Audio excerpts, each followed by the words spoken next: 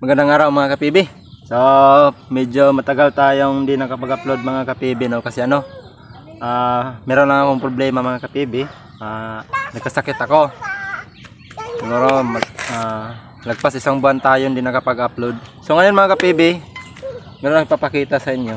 Maya may kikwento ko yung tungkol sa pinagdaanan ko kung bakit ako hindi nakapag-upload. So sa ngayon mga kapibi, may papakita ko sa inyo. Ito. Yan.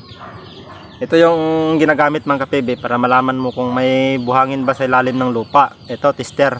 Itong bilog na bakal. Tapos sa dulo niya mga kapibi is nilagyan ng bulitas. Tapos itusok ito sa lupa.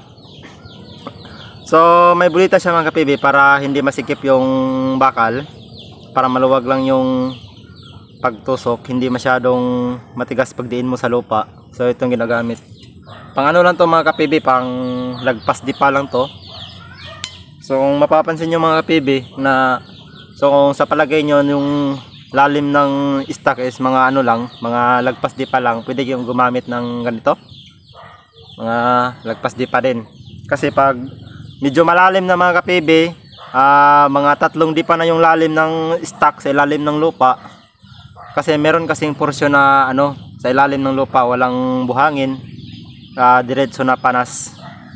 So gagamit kayo ng ganito mga kapibi. Ang tawag dito sa amin is tester. Ito yung tinitesting namin pag ano, para malaman namin kung may buhangin ba sa ilalim, tapos may bato ba. Kasi pag nakatusok ito ng bato or buhangin, siyempre bago namin huhukayin. Pero kapag hindi nakatama ng buhangin mga kapibi, posibilidad na wala po talagang buhangin o walang ginto. So ito yung ginagamit ng mga kapibi. Ayan. So pakita ko sa inyo mga kapibi kung paano to gagamitin, no? Kasi ganito haba mga kapibi, lagpas isang dipa lang, kaya lang to ng isang tao. Pero kung mga 3 dipa na is mga 4 o 5 tao na ang magtutusok sa lupa, kasi hindi na kaya ng 2 o 3 tao, depende sa tigas ng lupa. So try natin dito mga kapibi kung paano to gagamitin, no? Try natin dito mga kapibi.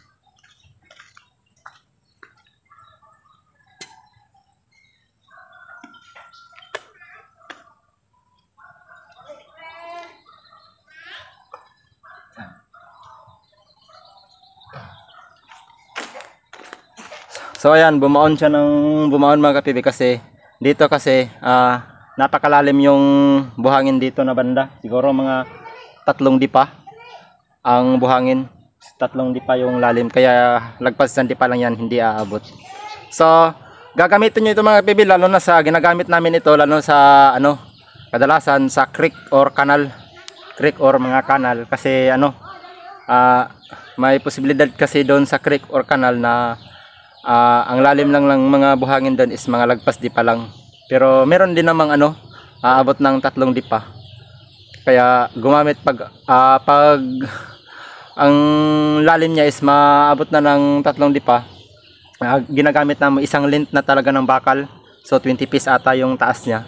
So tapos 5 na kaming mag sabay-sabay hawak dun sa bakal, tapos idiin namin sa lupa. So dito wala, sampak. Pag gagamit kayo ng ganito mga kapibi, pag gumamit kayo ng ganito, ayan lang, pag lagpas di pa lang. Pero pag ano na, pag mga 3 di pa na yung lalim, isang length na ng ano, ng bakal. Ito siguro nasa mga 8 mm or 10 mm. Pero pag 3 di pa na yung lalim mga kapibi, ang gagamitin nyo is yung 12 mm na, kasi madali lang katusok itong ganyan, mabawg. Ano basta Tagalog yung mabawg. Ayan. Dapat malaki na. Pag malalim, yung 12 mm nang gagamitin nyo. Pero pag lagpas di pa lang, pwede na tayo itong 8 mm. Tapos huwag nyo kalimutan mga kapibi, lagyan nyo ng bulitas dito sa dulo para maluwag yung dito banda, maluwag. Kasi pag walang bulitas mga kapibi, napakahirap idiin to sa lupa. Kasi kakapit dito yung lupa eh. So yan mga kapibi. Tawag dito sa amin mga kapibi, tester. Ginagamit namin to sa mga kanal. Pag nagtitester kami sa kanal mga kapibi, hindi mismo sa kanal, sa gilid lang kanal. Kasi pag sa mismong kanal ka is marami na talaga ng buhangin. Pag sa gilid ka, doon mo makikita or doon mo maano na ang stock niya is nasa ilalim ba talaga o level lang sa level lang ba doon sa buhangin na nasa mismong kanal. So kung magtitester kayo mga kabibi, wag sa mismong kanal, doon sa gilid lang ng kanal. Para kung malaman nyo kung hanggang saan talaga yung totoong stock. So yan mga kabibi. Tester, pakita natin sa malayo. Ayan.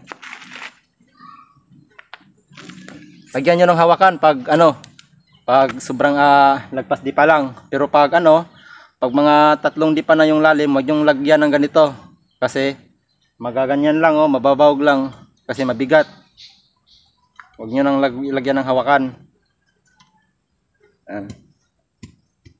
Ito. Kasi may napapanood ako mga kapibi na nangunguha na sila ng ginto tapos naguhukay sila. Di nila alam na may buhangin ba sa ilalim o wala. Hukay lang sila ng hukay. Pero pag meron kang twister, so pag diniin mo to, so malalaman mo na kung may stock ba doon sa pinaghuhukayan mo or wala. So malalaman mo rin dito mga kapibi kung makapal ba yung stock sa ilalim o buhangin or manipis. Kasi pag manipis, siya. Tumatagos din to. Pag manipis lang yung stock, tumatagos lang ito sa panas. Example, ganyan lang kanipis yung stock. So pag idiin mo siya ng masyado, tatagos to sa stock. Pero kung mga ganyan kalapad yung stock or mahigit, so hindi na siya tatagos mga kapibi. So yun lang mga kapibi. Eto, tester. Gawa lang kayo ng ganito mga kapibi kung nangunguha kayo ng ginto. Tester, tapos yung bilog na mga pibil bakal yung bilog, hindi yung hindi yung kabilya na pang lagay sa bahay. Tapos yung dulo, lagyan nyo ng bulitas, ipa-welding nyo. So katamtaman lang yung bulitas mga kapibi. Ganyan. Ganyan lang kalaki ayan. Ayan, ganyan lang kalaki yung bulitas. Pero kung 12mm na, mas mabuti yung malaki yung bulitas pag 12mm na yung gamit nyo. Basta yung bulitas mas malaki pa sa katawan ng bakal. So ayun mga kapibi kaya di tayo nakapag-upload nung nakaraang buwan kasi nagkasakit tayo mga kapibi. So papakita ko sa inyo mga kapibi, ito. Ayan, nagkasakit ako. Naoperahan ako mga kapibi kaya hindi ako napag-upload. Kasi nagpapacheck up ako, may tumubong bukol dun sa ilalim ng tiyan ko, kaya ako di na ako nakakain. Nakakain ako pero sinusuka ko lang mga kapibi. Nasusuka lang ako kasi hindi na dumadalo yung pagkain ko kasi may bukol na daw dun sa dito banda. So yan, nagpa-opera ako mga kapibi. Ayan. Ito yung picture, nagpa-opera ako. Pero lang ito mga kapibi, spiritual na pag-opera. So satisfied naman mga kapibi kasi gumaling naman ako. So sa ngayon, mabuti na yung kain ko, hindi na masakit yung tiyan ko kasi doon dati mga kapibi, sobrang sakit talaga yung tiyan ko mga kapibi, tapos di ako makakatulog, tapos 1 linggo di na ako nakakain kasi pag kumakain ako sumasakit ang tiyan ko, tapos nasusuka lang ako. Sobrang payat ko na noon mga kapibi. So sa awa ng Diyos mga kapibi, nakakaraos din ako doon sa sakit ko doon. Nagpagamot ako, need ko talaga ng cash. So buti na lang may tumulong sa akin yung mga kamag-anak ko, tinulungan ako para lang maoperahan ako. So sa awan ng Diyos mga kapibi, at doon di muna kami pumunta ng ospital. Nagtry muna kami doon sa spiritual na opera. Nagtry muna kami doon. So satisfied naman mga kapibi, gumaling naman ako. So ito, ayan, gumaling naman ako. So di na kami pumunta ng doktor. So sa ngayon mga kapibi, di muna ako makapangunguha ng ginto kasi bawal pa ako kahit spiritual nag-opera lang, hindi talaga binubutasan yung yung tiyan ko. Actually ito lang mga kapibi, ayan, kunti lang yung mga kapibi, kunti lang yung sugat na nakikita, ayan. Diyan. Kasi yung may mga powers lang ang nakakakita nito kung gaano kalaki yung sugat. Sila nakakita mga kapibi kung sila lang nakakita sa totoong sugat talaga. Pero pag tayo lang walang alam is kunti lang nakikita mga kapibi. So sa ngayon mga kapibi, di mo na ako makapagbuhat ng mabigat, di mo na ako makakapagtrabaho siguro mga 1 buwan, o depende po sa advice ng doktor, kasi doktor din yun mismo yung nag-opera sa akin, pero spiritual lang talaga yung ginagamit niya. So sa ngayon mga ka-PB, okay na yung pakiramdam ko, pero di mo na ako makakapagpanguha ng ginto.